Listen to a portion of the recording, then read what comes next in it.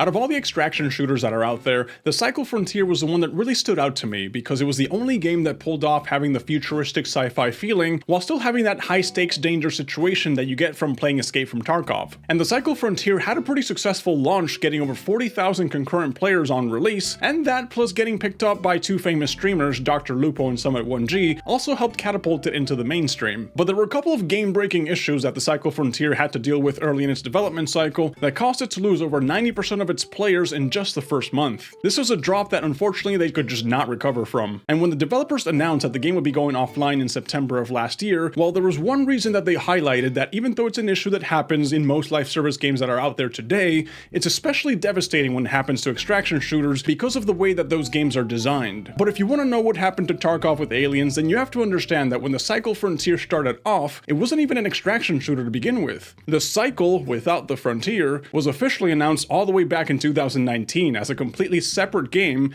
and in the words of their own development team, it was a free-to-play, player versus environment versus player, first-person competitive quest shooter royale. That last bit at the end was very important because even though the game did have extraction elements, and it sounds a lot like the end result of the Cycle Frontier, the original Cycle was meant to be a type of not battle royale game that was trying to capitalize and chase the current BR trend at the time. But this game unfortunately didn't really go anywhere, and even though I never got the chance to play the original Cycle myself, based on what people are saying online, it wasn't that good of a battle royale to begin with. So the dev team at Jaeger decided to take the game and all of its assets, and they reworked it into an extraction shooter that was more like Escape from Tarkov, and that's how we ended up with what we currently know as the Cycle Frontier. The main problem with the Cycle Frontier being reworked though, is that in the realm of extraction shooters, Escape from Tarkov has always reigned supreme. Like, the gap between Tarkov and every other extraction shooter in the genre is just so painfully obvious that the Cycle Frontier was just setting itself up for some really steep competition. And honestly, I'm surprised that the Cycle Frontier got as many players as it did, but when the game finally released in June of 2022, that's when the real problems started showing up. Like, for example, the development studio at Jaeger was really not expecting the Cycle Frontier to blow up the way that it did. I'm sure they were ready for a bump in players, but they were just not expecting 40,000 people trying to log in to play. And because of that, the servers were being overloaded, which ended up with game crashes, random disconnects, and lag, so first impressions of the game already were just not good. But when people finally managed to get into the game and start playing, that's when they realized that the Cycle Frontier was also pretty poorly optimized. People with higher end setups were getting frame drops and stuttering, and those that had lower end computers could honestly barely maintain a playable frame rate. Like, in my experience, my PC is already pretty beefy, but even I was struggling to be able to play the game and also be able to stream it at the same time. But you really do know that things are off to a bad start when there's a bunch of tutorials on YouTube popping up left and right on how to fix the Cycle Frontier crashing, the game won't launch, you're getting stuck on the loading screen, and that wasn't even an issue that just went away quickly. The game actually got progressively worse optimization as more and more updates started rolling in, so sometimes fixing one problem actually caused 3 or 4 new bugs to pop up, and they weren't really addressed properly over time. And I'm assuming that a lot of the game issues that were wrong with the original Cycle ended up being transferred into the Cycle Frontier because at the end of the day, they were basically just the same game. But surprisingly enough, server issues still were not the worst thing that could have happened to the Cycle Frontier, because what really ended up having the biggest impact on ruining the player experience, and the main reason that everybody talks about for why the game ended up dying the way it did, was all the rampant cheating that started happening shortly after the game went live. You see, the problem with the Cycle Frontier's cheating is that when you make your game free to play without having a godlike anti-cheat like the one that Valorant has, for example, you're just really opening up the floodgates for hackers to be able to just come in and start overrunning your game, and apparently Jaeger's anti-cheat was just mediocre at best. According to what the development studio themselves said,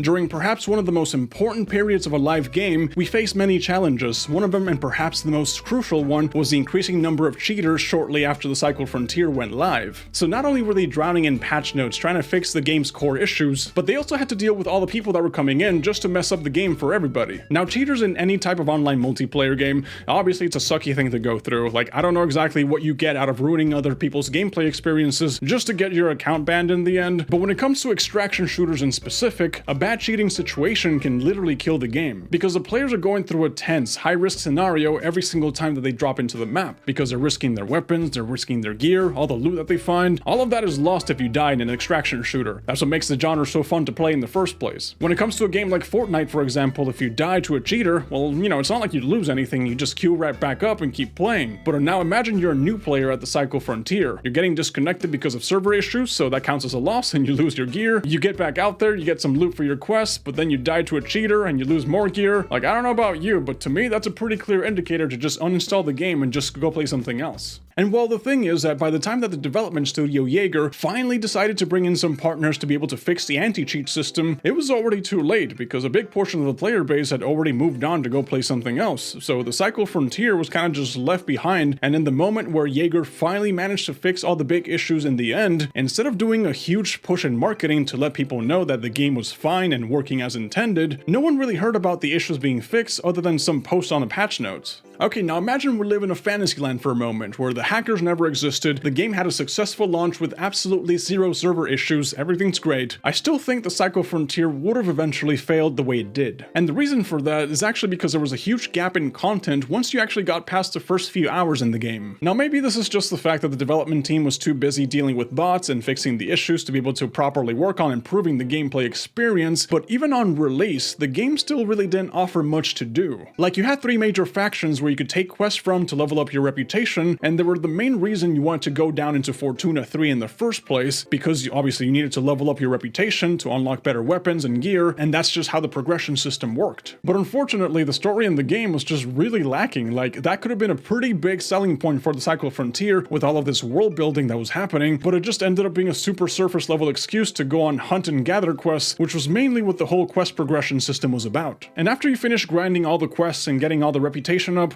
well, the Cycle Frontier kind of just stopped feeling like a high-tense extraction shooter, and it was more like an open map arcade shooter, where people were just fighting each other for loot that they didn't even need in the first place. So there was a big content issue with the base game that didn't really improve that much or at all with the new seasons and the updates that followed afterwards, and even though they did add a new map later on, you didn't get a single new gun until like 2 whole seasons after, which made the gameplay pretty stale. And even the microtransactions, which were the only way that the game was designed to make money, even those are pretty underwhelming. So once people got in and did the thing that the game was offering, there was nothing new to add, nothing to keep the players engaged over the long term, and it was a pretty big missed opportunity because you could have had some new factions to access new gear, some points in the story where you had boss fights maybe, or like, you know, some points that made it feel like there was some sort of urgency in the game. But for the most part, you just ended up with a story that didn't really matter in the end, and it was just more like useless padding to keep you grinding for quests. But out of all the extraction shooter games that are out there, I feel like the Cycle Frontier could have had a lot more potential to survive if it had a better single player experience. And to this point, I still think you can do something with the IP, because if the Cycle Frontier were to relaunch for a 3rd time, like for example, you got the Cycle and then you got the Cycle Frontier, now imagine you got a brand new rework of the Cycle with a fully fleshed out story, maybe some tweaks here and there in performance, and maybe some boss fights that add some excitement to the game, and, you know, just replace all the players with NPCs. Like, if you manage to do all of that, then you end up with a fully fleshed out single player experience that could go on Steam for like $30, you know, and I can guarantee it'll sell. Like, it sounds like a really good idea. Someone should do that. But yeah, that's all I really wanted to talk about with you guys today. So